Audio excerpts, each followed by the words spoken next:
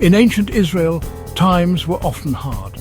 The land was rugged, and the people faced numerous challenges. Life was a constant struggle, with threats from both nature and neighboring tribes. The Israelites were in desperate need of guidance and strong leadership to navigate these perilous times.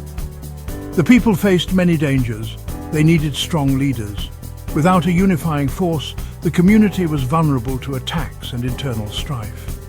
The absence of a central figure left them in a state of disarray, yearning for someone to lead them with wisdom and courage. Deborah was a woman of great wisdom and deep faith. She stood out in a time when female leaders were rare. Her presence was a beacon of hope, and her wisdom was sought by many. She was not just a leader, but a symbol of divine guidance. God had given her special gifts to help her people.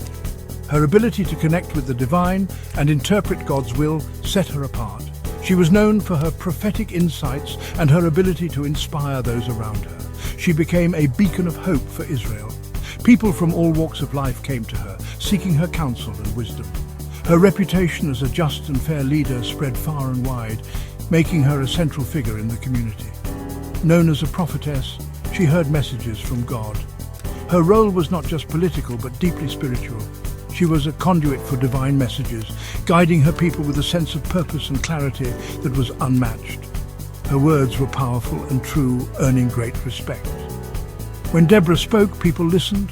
Her speeches were filled with wisdom and conviction, and her ability to articulate the needs and hopes of her people made her an influential leader. She helped them understand God's will in troubled times. Her teachings provided clarity and direction, helping the Israelites navigate their challenges with faith and resilience. She was a teacher, a guide, and a source of inspiration. Many came to see Deborah under the palm of Deborah. This place became a symbol of justice and wisdom. People traveled from distant places to seek her judgment and to hear her words of wisdom. There, she judged Israel, solving disputes with wise counsel. Her judgments were fair and just, bringing peace and order to a land that had long been plagued by conflict and uncertainty. Her leadership brought order and justice to the land. Under her guidance, the community began to thrive. People worked together in harmony, and a sense of unity and purpose was restored. Before Deborah, Israel had struggled, straying from God's ways. The lack of strong leadership had led to moral and social decay. The people were lost, and their suffering was a reflection of their disconnection from divine guidance. This led to suffering and oppression by other nations. Without a unifying leader, Israel was vulnerable to external threats. The neighboring nations took advantage of their weakness, leading to years of oppression and hardship. Deborah's arrival was an answer to their longing for guidance. Her emergence marked a turning point. She brought hope to a people who had long been in despair, and her leadership was a beacon of light in dark times. Her strong faith and clear vision started to change things. Deborah's influence began to reshape the community. Her faith in God and her clear vision for Israel's future inspired others to believe in a better tomorrow. She reminded Israel of God's enduring love. Through her words and actions, Deborah rekindled the people's faith. She reminded them that despite their struggles, God's love was constant and unwavering, guiding them through even the toughest times. The people of Israel faced a cruel enemy, King Jabin of Canaan. His army commander, Sisera, was feared by many. Sisera had 900 iron chariots like ancient tanks. For 20 years, Jabin oppressed Israel with cruelty. The Israelites suffered greatly, losing hope and joy. In their distress, they cried out to God, remembering his past deliverances. They prayed for mercy and help, showing renewed desire for his guidance. God heard their cries and began to prepare a plan for freedom. Deborah, the prophetess, was central to this plan. God spoke to her about the future, revealing that deliverance was near. Deborah listened carefully, understanding the great task ahead. Deborah knew God's plan needed action. She was a prophetess, a judge, and a leader who understood the weight of her responsibilities. Her faith was unwavering, and she was determined to see God's will fulfilled. She had seen the suffering of her people and knew that the time for deliverance had come. She sent a message to Barak, a military man from Kadesh. Barak was known for his bravery and skill in battle, but this task was unlike any he had faced before. The message was urgent, and it carried the weight of divine command. Deborah summoned him with an important message from God. She spoke with conviction, her words carrying the authority of the divine. She told Barak that God had chosen him to lead the Israelites against their oppressors. It was a call to lead Israel into battle. This was not just any battle. It was a fight for freedom, a struggle to reclaim their land and their dignity. Barak listened intently, knowing the gravity of the situation. She told him to gather troops at Mount Tabor. This strategic location would be the staging ground for their assault. The mountain provided a vantage point and a place to rally the troops. God instructed Barak to take 10,000 men from Naphtali and Zebulun. These tribes were known for their fierce warriors, and their support was crucial for the success of the mission. The number was significant, symbolizing strength and unity. God promised to deliver Sisera into Barak's hand. Sisera was the commander of the enemy forces, a formidable adversary with a reputation for cruelty and strength. This promise was a beacon of hope for the Israelites. Barak heard God's command but felt hesitation. The task was daunting and the enemy was powerful. Doubts crept into his mind and he questioned his own abilities. Could he really lead his people to victory? The enemy was strong, with Sisera's iron chariots a dreadful threat. These chariots were the pinnacle of military technology at the time, and they struck fear into the hearts of many. The Israelites had no such advantage. Barak made a condition for his obedience. He said to Deborah, "If you go with me, I will go. But if you don't go with me, I won't go." This was not a challenge to God's command, but a plea for support and reassurance. If you go with me, I will go. Deborah's presence was a source of strength for Barak. He trusted her wisdom and her connection to God. Her agreement to accompany him was a sign that he was not alone in this mission. He trusted Deborah's presence as a sign of God's presence. Her faith and courage were infectious, and they bolstered Barak's resolve.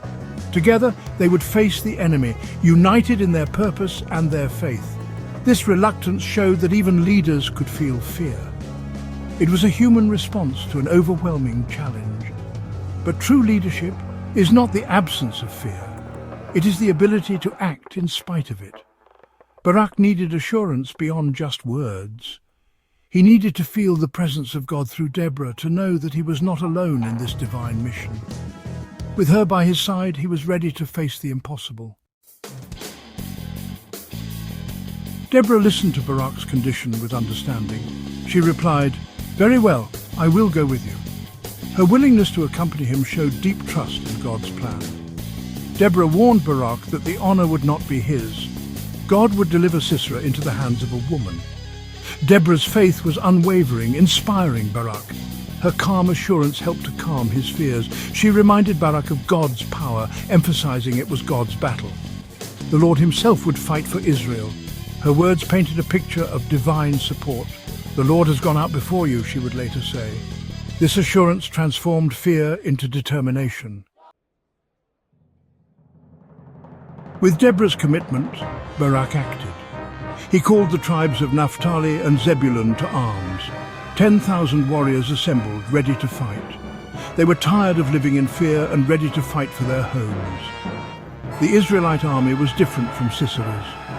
They relied on courage, knowledge of the land and God. The contrast was stark. Human might versus divine promise. Their gathering was a sign of renewed hope and unity. They were stepping out in faith against overwhelming odds. With Deborah and Barak leading, they felt a sense of purpose. They were part of God's plan to restore his people. Deborah and Barak led the army to Mount Tabor. This was not just a military maneuver, but a divine mission, ordained by God himself. The people of Israel had been oppressed for 20 years, and now, under Deborah's leadership, they were ready to reclaim their freedom. This strategic location offered a strong defensive position. Mount Tabor's elevation provided a natural fortress, making it difficult for enemies to launch a surprise attack. The Israelites knew that holding this high ground was crucial for their success. From its heights, they could see the surrounding plains. This vantage point allowed them to monitor enemy movements and prepare for any advances. The vast expanse below was both a challenge and an opportunity. The march to Mount Tabor was filled with prayer and resolve. Every step taken was a testament to their faith and determination. They believed that God was with them, guiding their path and strengthening their hearts. Once there, they waited, in position as God commanded. The anticipation was palpable, but so was their trust in divine timing. They knew that the battle ahead was not just physical but spiritual. Deborah spoke with divine authority. "Go!" Her voice echoed with the power of prophecy, instilling courage in the hearts of the soldiers. She was not just a leader, but a beacon of hope and faith. "This is the day the Lord has given Sisera into your hands." Her words were a divine decree, a promise of victory. The soldiers felt a surge of confidence, knowing that they were fighting under God's command. The strategic advantage of Mount Tabor was clear. Its rugged terrain and elevated position made it a formidable stronghold. The Israelites were ready to defend it with all their might. The slopes were steep, difficult for chariots to attack. This natural barrier was a significant advantage for the Israelites, who were on foot. The enemy's chariots, though powerful, would struggle on this uneven ground. Sisera mobilized his forces, confident in his military might. He believed that his 900 iron chariots would easily crush the Israelites. His arrogance would soon be his downfall. He gathered his 900 iron chariots, an entire army. The sight of such a formidable force would have intimidated any other opponent, but the Israelites had faith on their side. They marched towards the Kishon River, expecting an easy victory. Little did they know the battle would not be decided by might alone, but by the will of God. Sisera's army presented a terrifying sight. 900 iron chariots gleamed in the sun. The Israelites, with fewer numbers, faced a daunting enemy, but they had the promise of God's help. At that critical moment, Deborah spoke again. "Go!" she commanded Barak. "This is the day the Lord has given Sisera into your hands." Her words reminded Barak and his men of God's active presence. Inspired by Deborah's faith, Barak led his men down from Mount Tabor. They charged towards the Canaanite army with conviction. They believed God was with them. The battle for Israel's freedom had begun. As the Israelites charged, the Lord intervened. He threw Sisera's chariots and army into confusion. A sudden storm may have erupted, turning the ground to mud. The Kishon River swelled, becoming a raging torrent. Sisera's chariots became stuck, their advantage neutralized. The Israelite foot soldiers pressed their attack. Sisera's army was trapped and disoriented. Seeing his army defeated, Sisera fled on foot. The Lord had delivered them into Israel's hands as Deborah prophesied. The Israelite army pursued the fleeing Canaanites. The entire army of Sisera was destroyed. This decisive battle broke King Jabin's power. The land could breathe again, free from oppression. Sisera sought refuge with Jael, who ended his life. This fulfilled Deborah's prophecy, with a woman defeating Sisera. After this victory, the land had peace for 40 years. The people could rebuild their lives and worship God freely. Deborah and Barak sang a song of praise and thanksgiving. Their song celebrated God's mighty power and faithfulness. It became a lasting testament to the joy of deliverance.